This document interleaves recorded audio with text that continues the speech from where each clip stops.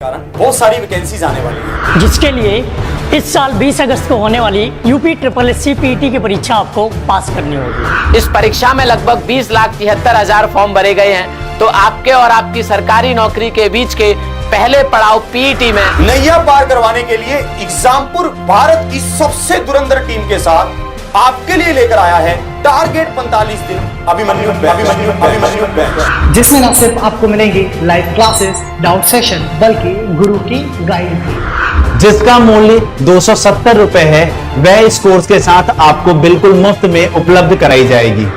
अभी जाएं play store पर और डाउनलोड करें एग्जामपुर ऑफिशियल ऐप और ज्वाइन करें अभिमन्यु बैच। इस बार यूपी में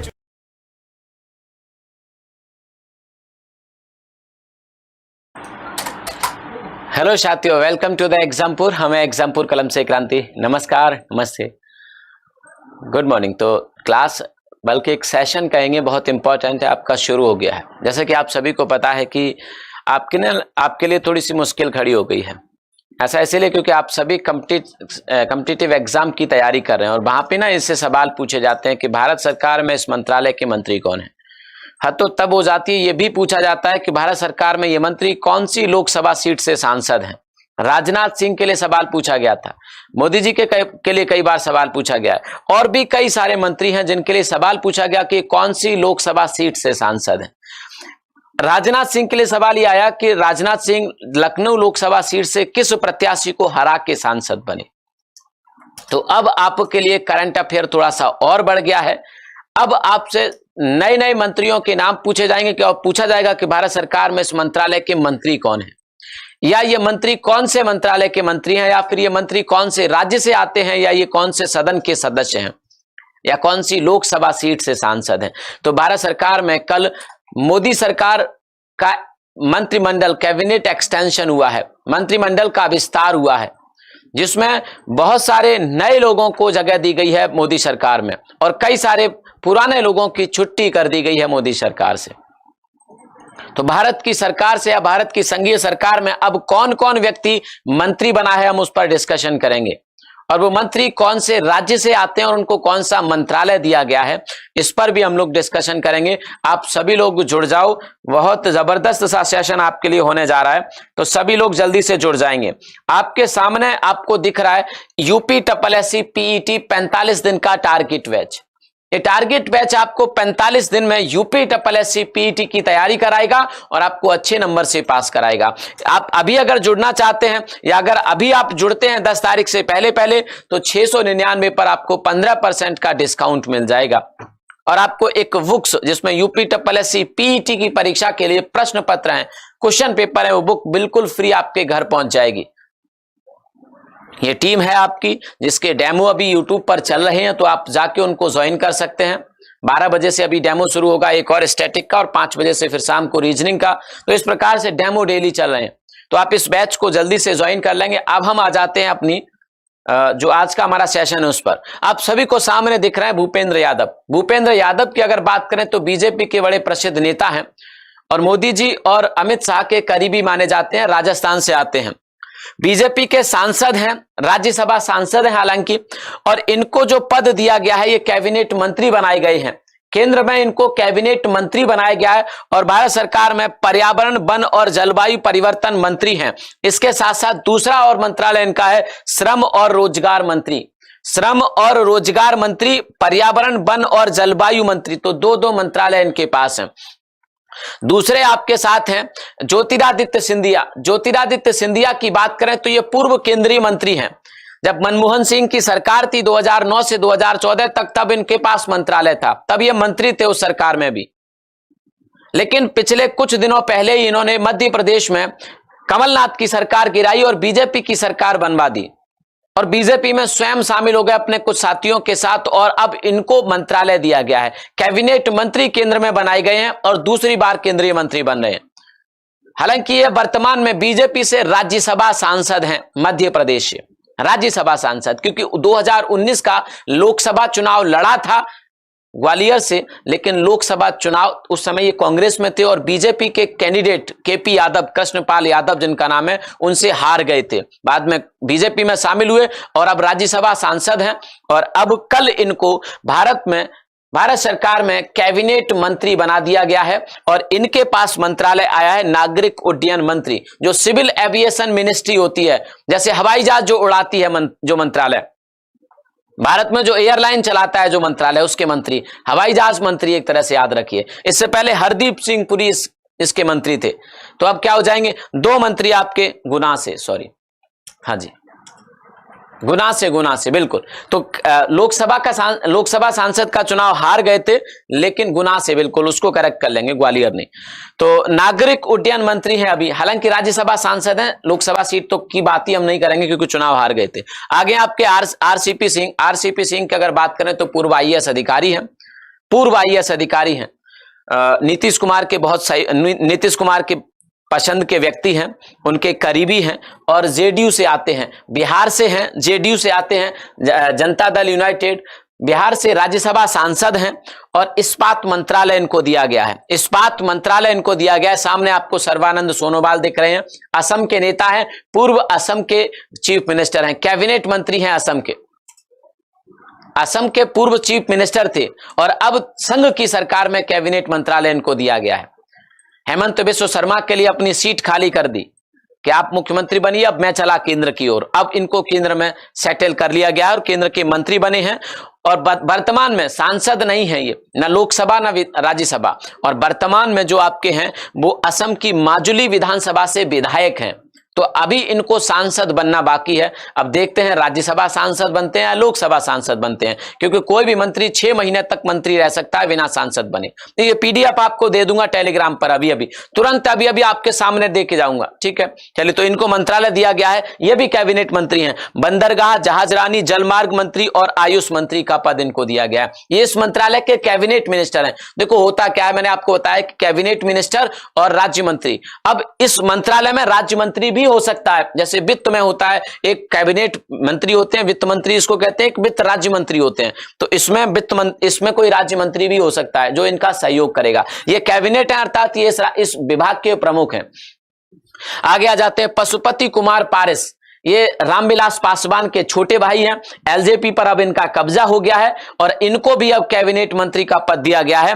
और अब इनको कैबिनेट मंत्री पद कौन सा है, खाद्य प्रसंस्करण, फूड प्रोसेसिंग मिनिस्ट्री इनको मिली है, खाद्य प्रसंस्करण मंत्रालय इनको मिला है। यही मंत्रालय रामविलास पासवान साहब के पास था। लोकसभा सांसद हैं हाजीपुर से, एलजेपी के 6 सांसद थे लोकसभा में, 5 सांसदों ने पार्टी से अलग हुए और 5 सांसद जिसमें ये भी शामिल थे, इनको संसदीय दल का नेता चुना गया और अब असली एलजेपी इनके पास है। चिराग पासवान को इन्होंने अलग कर दिया, तो अब ये मंत्रालय दे दिया गया, इनको मंत्री पद दे दिया गया है। तो पशुपति कुमार पारस अब कौन से मंत्री बने हैं, खाद्य प्रसंस्करण उद्योग मंत्री। याद रखिएगा, पहली बार सांसद बने हैं, इससे पहले बिहार सरकार में मंत्री थे 2017 से 2019 तक, लेकिन पहली बार लोकसभा में सांसद बने हैं, पहली बार सांसद बने हैं पार्लियामेंट के, और पहली बार में ही मंत्री बन गए, ठीक है। आगे आपके नारायण राणे, महाराष्ट्र से बीजेपी नेता हैं, शिवसेना के कट्टर विरोधी माने जाते हैं, मराठा नेता हैं और इनको मंत्रालय दिया गया है सूक्ष्म लघु और उद्यम मंत्री का। सूक्ष्म लघु और उद्यम मंत्री का ये भी कैबिनेट मंत्री हैं। आगे हम लोग आ जाते हैं और वीरेंद्र कुमार की अगर हम लोग बात करें तो ये भी कैबिनेट मंत्री हैं, इनको भी कैबिनेट मंत्री का पद दिया गया है। पीडीएफ इसके बाद दे दूंगा, टेंशन मत लीजिए, लेकिन पहले क्लास लीजिए। और इनका जो राज्य है वो मध्य प्रदेश से है, आपको पता होगा मध्य प्रदेश के टीकमगढ़ से सांसद हैं। ये लोकसभा के सबसे वरिष्ठ, आपसे सवाल पूछा जाए कि लोकसभा में सबसे वरिष्ठ कौन है, तो वीरेंद्र कुमार सबसे वरिष्ठ हैं। और सबसे वरिष्ठ को प्रोटेम स्पीकर बनाने की प्रथा हमारे देश में है, तो 2019 में इनको प्रोटेम स्पीकर बनाया गया था। याद है आपको, प्रोटेम स्पीकर जो लोकसभा के सदस्यों को शपथ दिलाता है, तो 2019 में इनको प्रोटेम स्पीकर भी बनाया गया था, है ना। और अब इनको मंत्री बनाया गया है, मंत्रालय दिया गया है सामाजिक न्याय और अधिकारिता मंत्री। सामाजिक न्याय और अधिकारिता मंत्री इनको पद दे दिया गया है। सामने अश्विनी चौबे हैं। अश्विनी चौबे उड़ीसा, अश्विनी चौबे बिहार से हैं, अश्विनी वैष्णव हैं, उड़ीसा से हैं, बीजेपी के नेता हैं, राज्यसभा सांसद हैं और ये भारत में अब इनको बहुत बड़ी जिम्मेदारी दी गई है। जो अब मंत्रालय पीयूष गोयल साहब के पास था, एनटीपीसी के लिए बार बार हम टैग करते थे पीयूष गोयल साहब, पीयूष गोयल चुनाव नहीं करा रहे, ग्रुप डी का नहीं करा रहे, एनटीपीसी नहीं करा रहे। अब इनको चौबे अब इन वैष्णव साहब को हमें टैग करना होगा, वैष्णव साहब को टैग करना होगा, क्योंकि देश के अब नए रेल मंत्री कौन बन गए? अश्विनी वैष्णव रेल मंत्री बन गए, कैबिनेट मिनिस्टर हैं।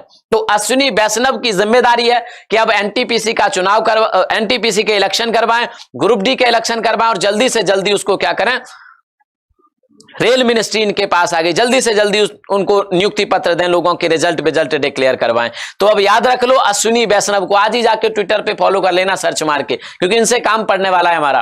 तो अश्विनी वैष्णव क्या बन गए अब? रेल मंत्री। न केवल रेल मंत्री बल्कि संचार मंत्री का पद भी इनको मिला है, इलेक्ट्रॉनिक्स सूचना प्रौद्योगिकी मंत्री का पद भी इनको मिला है। आगे आ जाते हैं आपके शांतनु ठाकुर, ये राज्य मंत्री हैं। अब यहां से राज्य मंत्री की शुरुआत हो जाती है। ये राज्य मंत्री हैं, ये पश्चिम बंगाल से हैं, बीजेपी नेता हैं और सांसद हैं बनगांव से, पश्चिम बंगाल के बनगांव से सांसद हैं, इसका मतलब लोकसभा सांसद हैं। और इनको मंत्रालय दिया गया है बंदरगाह, जहाजरानी और जलमार्ग मंत्रालय में राज्य मंत्री। और इसके कैबिनेट मंत्री कौन है इस मंत्रालय के? सर्बानंद सोनोवाल। सर्बानंद सोनोवाल इस मंत्रालय के कैबिनेट मिनिस्टर और ये उस मंत्रालय के राज्य मंत्री, मतलब सर्बानंद सोनोवाल के अंतर्गत काम करेंगे, उनकी हेल्प करेंगे, उनकी मदद करेंगे। आगे मीनाक्षी लेखी, ये भी पुरानी सरकार में मंत्री थी, लेकिन 2019 से और अब तक इनको मौका नहीं मिला था। नई दिल्ली लोकसभा सीट से सांसद हैं बीजेपी की और इनको मंत्रालय दिया गया है विदेश मंत्रालय में राज्य मंत्री और संस्कृति मंत्रालय में राज्य मंत्री। राज्य मंत्री का पद इनको दिया गया है, बीजेपी नेता हैं। आगे हैं कपिल पाटिल। कपिल पाटिल अगर बात करें तो बीजेपी से हैं और महाराष्ट्र से हैं। महाराष्ट्र की भिवंडी लोकसभा सीट से सांसद हैं और पंचायती राज मंत्रालय में राज्य मंत्री इनको बनाया गया है। आगे अजय भट्ट साहब की बात करें तो अजय भट्ट साहब उत्तराखंड से हैं। उत्तराखंड की जो नैनीताल सीट है, उधम सिंह नगर, वहां से सांसद हैं और रक्षा मंत्रालय और पर्यटन मंत्रालय में इनको क्या राज्य मंत्री बनाया गया है। रक्षा मंत्रालय के जो कैबिनेट मंत्री हैं वो कौन है? राजनाथ सिंह। अब राजनाथ सिंह के सहयोगी बने हैं ये। आगे आ जाते हैं हम लोग, अनुप्रिया पटेल, ये उत्तर प्रदेश की मिर्जापुर से अपना दल की सांसद है, मिर्जापुर से, है ना। तो अपना दल इनकी पार्टी है, उत्तर प्रदेश के मिर्जापुर से सांसद है और वाणिज्य कॉमर्शियल जो मिनिस्ट्री हमारी, कॉमर्स मिनिस्ट्री है जो हमारी, उसमें अब इनको राज्य मंत्री बनाया गया है। आगे अजय कुमार मिश्रा, ये उत्तर प्रदेश के खीरी से सांसद हैं, उत्तर प्रदेश की लखीमपुर खीरी से, उत्तर प्रदेश की लखीमपुर खीरी से सांसद हैं और इनको गृह राज्य मंत्री, बहुत बड़ी जिम्मेदारी, अमित शाह के अंतर्गत काम करेंगे ये। किरण रिजिजू थे अब तक गृह राज्य मंत्री, अब उनको कैबिनेट मंत्री बना दिया गया है किरण रिजिजू को। समझ रहे हो ना आप मेरी बात को? सॉरी, कौन थे? किरण रिजिजू नहीं, किशन रेड्डी जी, किशन रेड्डी थे आंध्र प्रदेश से। हाँ, तो अब गृह मंत्रालय अजय कुमार मिश्रा को गृह राज्य मंत्री का पद दे दिया गया है। ये उत्तर प्रदेश के खीरी से सांसद हैं। आगे आ जाते हैं हम लोग, शोभा करांदलाजे की बात करें तो उत्तर प्रदेश से हैं। ये इसमें ना करेक्ट करेंगे, इसमें ये गलत हुआ है, ये ना कर्नाटक कर लेंगे। यहाँ पर जो आपको पीडीएफ मिलेगी आप उसमें चेंज कर लेना, ये उत्तर प्रदेश नहीं है, कर्नाटक है, इसको एडिट करना हम भूल गए हैं। कर्नाटक, उडुपी चिकमगलूर से सांसद हैं भारतीय जनता पार्टी की। अब इनको कृषि और किसान कल्याण मंत्रालय का पद दे दिया गया है। आगे एसपी सिंह बघेल, ये उत्तर प्रदेश के आगरा से सांसद हैं, इनको कानून और न्याय मंत्रालय में राज्य मंत्री बनाया गया है। आगे आप क्या, हाँ, कृषि और कानून मंत्रालय में इनको राज्य मंत्री बनाया गया है।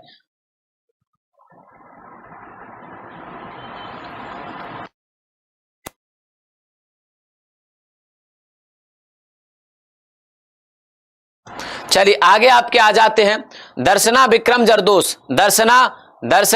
जरदोस आ जाती हैं। ये गुजरात से हैं, बीजेपी नेता, ये गुजरात से बीजेपी की नेता हैं और ये सूरत से सांसद हैं। कहां से हैं? सूरत से सांसद हैं। इनको कपड़ा मंत्रालय और रेल मंत्रालय में राज्य मंत्री बनाया गया है।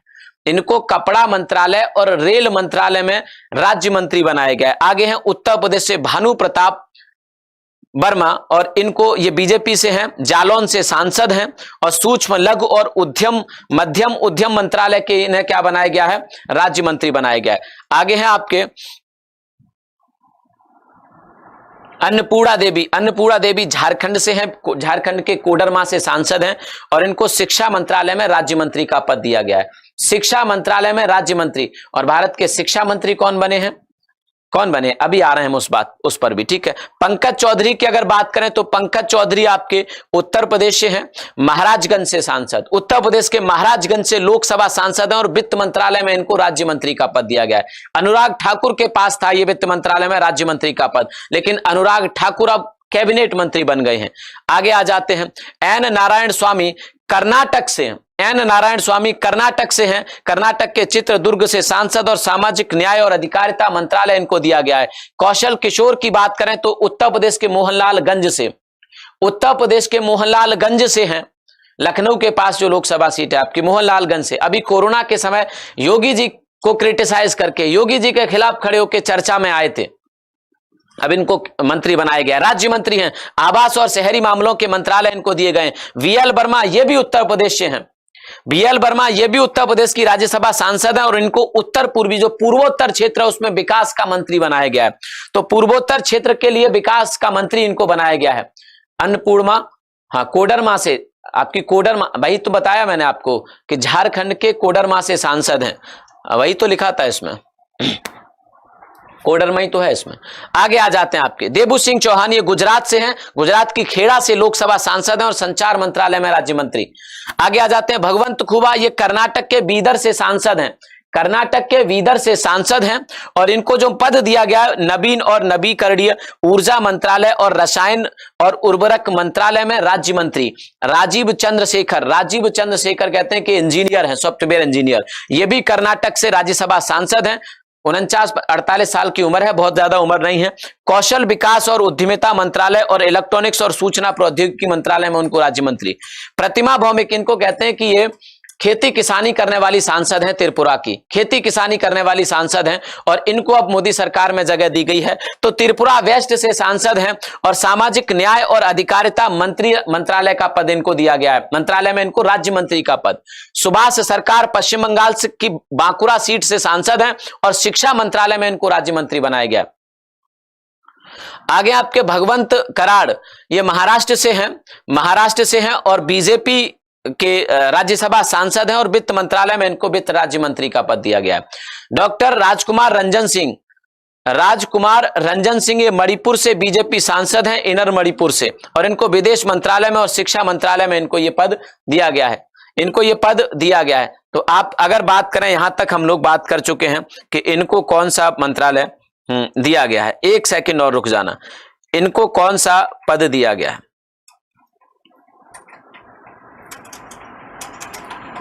हाँ, इसके बाद हम लोग आ जाते हैं भगवत कराड़, ये महाराष्ट्र से बीजेपी सांसद हैं, राज्यसभा सांसद, इनको वित्त राज्य मंत्री बनाया गया है, राजकुमार रंजन। आगे आ जाते हैं हम लोग भारतीय प्रवीण पवार, ये महाराष्ट्र के डिंडोरी से सांसद, इनको स्वास्थ्य और परिवार कल्याण मंत्रालय में राज्य मंत्री, स्वास्थ्य और परिवार कल्याण मंत्रालय में राज्य मंत्री। विश्वेश्वर टुडू उड़ीसा से हैं, उड़ीसा के मयूरभंज से सांसद हैं, इनको जनजाति मामलों के मंत्रालय में और जल शक्ति मंत्रालय में राज्य मंत्री, ठीक है, राज्य मंत्री, जल संसाधन मंत्रालय में राज्य मंत्री। आगे हैं महेंद्र पुंजपारा, ये गुजरात से हैं और गुजरात की सुरेंद्र नगर सीट से ये सांसद हैं, इनको महिला एवं बाल विकास मंत्रालय और आयुष मंत्रालय में राज्य मंत्री इनको बनाया गया है। महिला बाल विकास कल्याण मंत्री, कैबिनेट मिनिस्टर बनी है स्मृति ईरानी, जो पहले कपड़ा मंत्री थी, उनके भी मंत्रालय में फेरबदल किया गया। जॉन वारला, ये पश्चिम बंगाल के अलीपुर द्वार से हैं और अल्पसंख्यक मामलों के अब राज्य मंत्री बनाए गए हैं। आगे आपके एल मुरुगन, ये तमिलनाडु से हैं, हालांकि अभी संसद के सदस्य ये भी नहीं है, और इनको मत्स्य पालन, पशुपालन और डेयरी मंत्रालय और सूचना और प्रसारण मंत्रालय का मंत्री इनको बनाया गया है। निशित प्रमाणिक, ये पश्चिम बंगाल के कूच बिहार से सांसद हैं और गृह मंत्रालय में राज्य मंत्री और युवा और खेल मंत्रालय में इनको राज्य मंत्री का पद दिया गया है। इन 12 मंत्रियों की कैबिनेट से छुट्टी हुई है। कौन कौन? हर्षवर्धन स्वास्थ्य मंत्री थे, छुट्टी हो गई है। रविशंकर प्रसाद कानून मंत्री थे, छुट्टी हो गई है।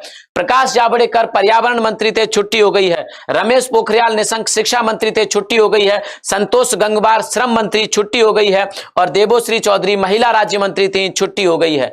देबोश्री चौधरी महिला राज्य मंत्री, छुट्टी हो गई है। सदानंद गौड़ा रसायन और उर्वरक मंत्रालय थे, छुट्टी हो गई है। संजय धोत्रे केंद्रीय राज्य मंत्री थे, छुट्टी हो गई है। थावर चंद गहलोत तब राज्यपाल बना दिए गए हैं। प्रताप सारंगी राज्य मंत्री थे उड़ीसा से, तब बड़ी तारीफ हुई थी मोदी जी की कि एक ऐसे व्यक्ति को जिसने साइकिल पर अपना प्रचार किया, जिसने साइकिल पर लोगों के घर जा जाके वोट मांगे, उसको मोदी जी ने मंत्री बनाया। तब कहा गया कि यह मोदी जी की सरकार में ही संभव हो सकता है, लेकिन फिलहाल इनकी छुट्टी अब कर दी गई है।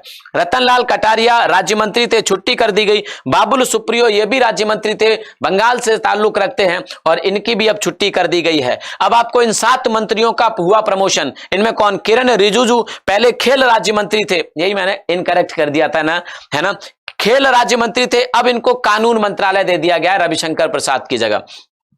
हरदीप सिंह पुरी ये नागरिक उड्डयन मंत्री थे पहले, जो अब ज्योतिरादित्य सिंधिया को मिला है, अब इनको कैबिनेट मंत्री बना के अब पेट्रोलियम मंत्रालय इनको दे दिया गया है।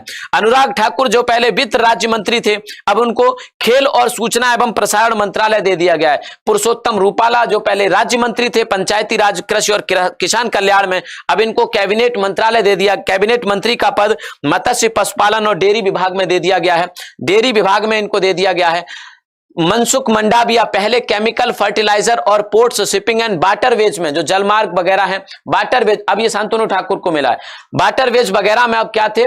ये पहले राज्य मंत्री थे, लेकिन अब ये स्वास्थ्य मंत्रालय, फर्टिलाइजर और स्वास्थ्य मंत्रालय, केमिकल एंड फर्टिलाइजर मंत्री और स्वास्थ्य हेल्थ मिनिस्टर बनाए गए हैं हर्षवर्धन की जगह। बहुत बड़ी जिम्मेदारी, क्योंकि इस समय हेल्थ मिनिस्टर का काम बहुत ज्यादा है देश में। कोरोना की वजह से हेल्थ मिनिस्टर अब बहुत इंपॉर्टेंट हो गया है देश में। तो अब मनसुख मंडाविया, याद रखना, भारत के स्वास्थ्य मंत्री बना दिए गए हैं। जी किशन रेड्डी यही थे पहले, मैंने कहा ना, जी किशन रेड्डी ये क्या थे? पहले भारत के गृह राज्य मंत्री थे। अब इनको क्या बनाया गया? संस्कृति, पर्यटन और पूर्वोत्तर क्षेत्र के विकास के लिए मंत्रालय दिया गया है, याद रखिएगा। आगे आरके सिंह पहले राज्य मंत्री थे, अब विद्युत और ऊर्जा मंत्रालय में कैबिनेट मंत्री का पद दिया गया है। विद्युत और ऊर्जा मंत्रालय में कैबिनेट मंत्री का पद दिया गया है। जिनके मंत्रालय बदले गए मैं बता देता हूं, जिनके मंत्रालय बदले गए, जैसे स्मृति ईरानी के पास पहले मंत्रालय था कौन सा? पहले था कपड़ा मंत्रालय, लेकिन अब उनको महिला और बाल विकास मंत्रालय दे दिया गया है। अब उनको महिला और बाल विकास मंत्रालय दे दिया गया है। किसको? स्मृति ईरानी को। मैं यहां पर लिख देता हूं जिनके मंत्रालय बदले गए, आप परेशान मत होइएगा, ठीक है। जिनके मंत्रालय बदले गए हैं मैं उनके नाम यहां पर लिख देता हूं। पीयूष गोयल साहब पहले रेल मंत्री थे, लेकिन अब उनको लिख लेना, रेल मंत्री थे, ये भी पीडीएफ है मेरे पास। अब उनको दे दिया गया है वाणिज्य मंत्रालय, अर्थात वो वाणिज्य मंत्री बन गए कैबिनेट के, अब वो वाणिज्य मंत्री बन गए हैं। उसी तरह से अगर मैं बात करूं तो आपके कौन है? धर्मेंद्र प्रधान है। धर्मेंद्र प्रधान को पहले जो मंत्रालय था इनका, धर्मेंद्र प्रधान का, वो था पहले पेट्रोलियम, लेकिन अब इनको भारत का शिक्षा मंत्री बना दिया गया है। धर्मेंद्र प्रधान को भारत का क्या बना दिया गया है? शिक्षा मंत्री। तो अब भारत के अब शिक्षा मंत्री, और शिक्षा मंत्री पहले कौन थे? रमेश पोखरियाल निशंक शिक्षा मंत्री थे।